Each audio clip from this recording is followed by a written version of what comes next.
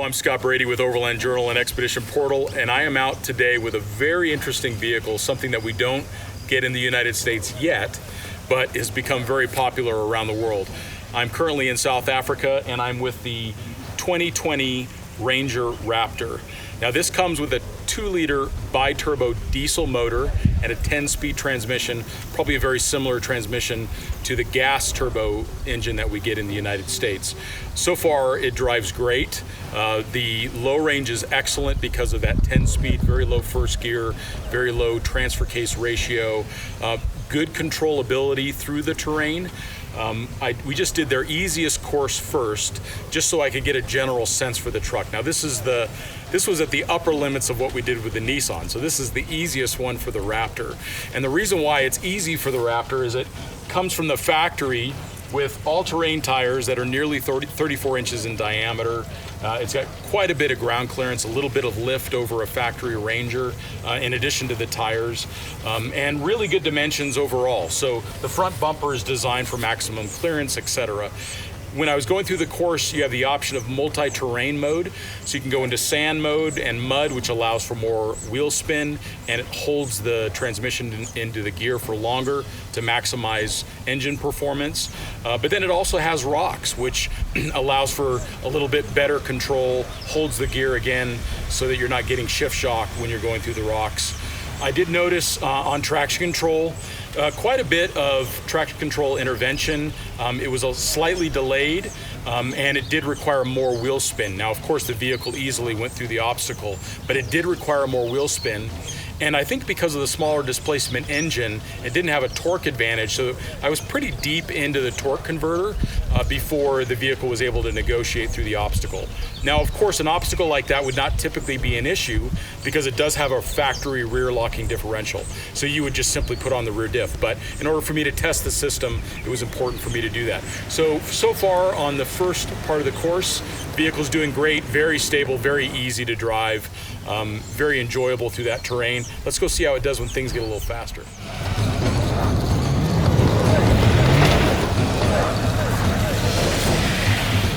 So vehicles can certainly be impressive, but what can be a lot more impressive is the people that the manufacturer associates with the brand and the type of testing and the type of training that they do around a particular model.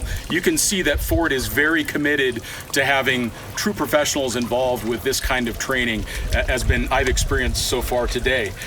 In this particular obstacle, we're talking about very off camber. We're talking about shale that in and of itself is very loosely compacted, which means it wants to give way under any kind of gravity or torque input.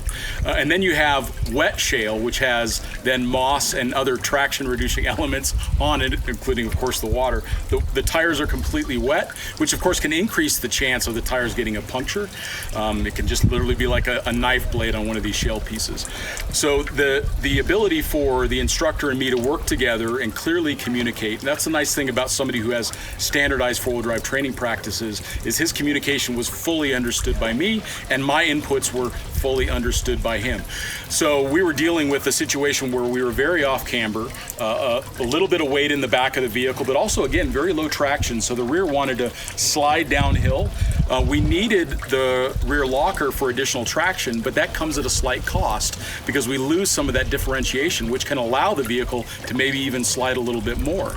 So we were taking the advantage of traction over that side slope stability. So we kept the front end high, and at the right times we added a little bit of gas, but mostly we kept it really slow and controlled. And we had the water right up to the gas filler intake, and I could hear just the smallest amount of water burbling in through the back, and over some time it did fill up a little bit. So impressive vehicle, very easy to modulate. That's a key. That's what gives us driver confidence. I had a lot of confidence in my spotter, but as the driver, I need to be able to confidently apply those inputs. So excellent brake modulation. It wasn't too grabby. I was able to work off of left foot braking and apply a little bit of throttle, a little less brake to allow for maximum tractive performance of the vehicle through this obstacle. Really fun. What a great way to start the day.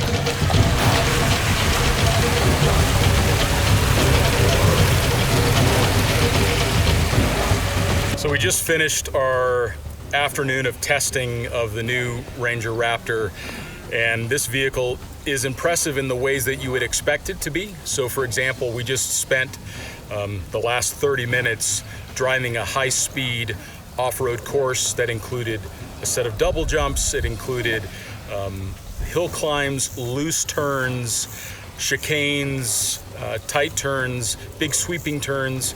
So I was really able to test the algorithms for the Baja mode of the traction control system. It was very good. I would typically want everything off in that scenario, all of the systems off, but it worked really well. It exceeded my expectations. You're also able to go rear diff lock on in two-wheel drive, which of course helps with rotation and oversteer. Very little understeer out of the vehicle, very neutral. At slower speeds, you actually feel the vehicle moving a little more. Medium speeds, you're noticing some of the impacts. But once you get it up into that higher speed limit, where you're giving that suspension damping the full opportunity to absorb the terrain and take advantage of the diameter of the tires and the width of the vehicle, it is very stable and it is very smooth. So this vehicle actually likes to be driven a little faster than you'd think. So you have to be careful with that, obviously, especially on public roads. This was a closed course, so we were able to drive as fast as we wanted. And that was a lot of fun. So why are we testing a vehicle like that for Overland Journal and Expedition Portal? It's because this vehicle is also very suitable for overland travel, and I'll explain why. This particular truck, this one that I was just driving, just came back from a several-week trip into Botswana. We're talking about deep water, and I'm going to include some of the images in the article, but deep water, huge clay pans that were flooded, very technical, sodden terrain, mud, very, very difficult conditions, heavy loads. And when we think about the Raptor in the United States, it has a meager payload, a barely adequate payload. This particular truck, over 1,700 pounds of payload, which puts it on par with a Gladiator Max tow package, which is the best that we have in North America. So if Ford can come in with an independent front suspension, 5-link coil rear that'll take 1,700 pounds of payload, that's going to be defining for the segment, I think, and people are going to really want to buy a truck like this. The little diesel's great. Obviously, it's not quite as powerful as the gas engine, but it's going to yield much better fuel economy, and it's great for conditions like this in countries like this. But this truck is also set up for overland travel. So everything that we just did, all the high-speed stuff and jumping and all of that other stuff, we've got a full complement of Front Runner product on here. So we've got a Front Runner front rack, we've got a Front Runner rear rack, we've got full water tanks, full fuel tanks. So the vehicle dynamics, because of the fact that it's 7.5 centimeters wider on each side. So this is a very wide vehicle, but it's not as wide as the full-size Raptor. That's the reason why the full-size Raptor is oftentimes a compromise. This actually puts it still under the width of a full-size, but very stable, very wide, and very comfortable to drive. Very low driver fatigue. So is the Ranger Raptor appropriate for overlanding? I would say absolutely, and I would love to leave right now and start heading off towards Egypt with it. So amazing day in this cool truck.